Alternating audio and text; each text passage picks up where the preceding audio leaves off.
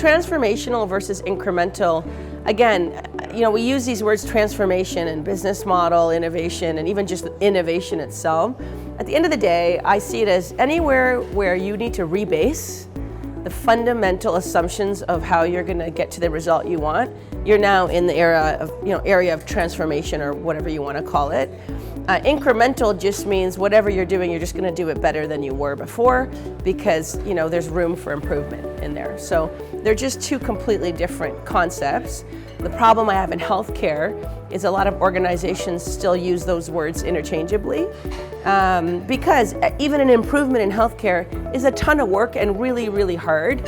So it feels like you're going through a transformation process, even though all you're doing is a quality improvement process. This is a huge question for the VA, because the Six Sigma Lean systems redesign people have been supported very well in the VA for the last 5 years.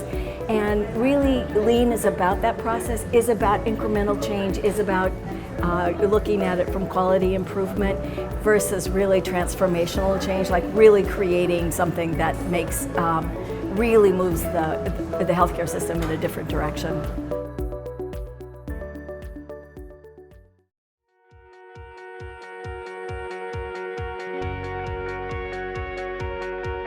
I think about our current business model all the time.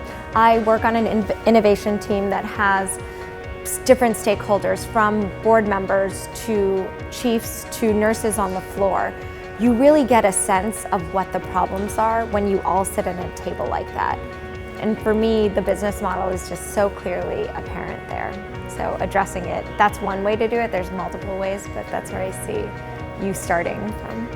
When I talk about what I see the future of health and healthcare, I talk about 6 things. So in the future, it will be proactive, if not predictive, instead of reactive and sick care. It'll be hyper personalized, individualized, tailored, configurable, instead of today, which is one size fits all, which is one size fits nobody.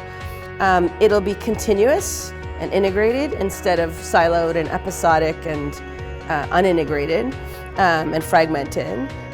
It'll be decentralized, so it'll be out of institutions and out of buildings and into everywhere, instead of today, which is extremely centralized, largely at clinics. It'll move from being paternalistic and kind of physician-driven to people-powered healthcare, is what I call it. So at least patients will be a partner in their decision-making instead of a kind of a passive recipient of instructions. And then finally, the whole paradigm will shift from being about costs and inputs to value and outcomes. So that's 6 big changes all happening at the same time.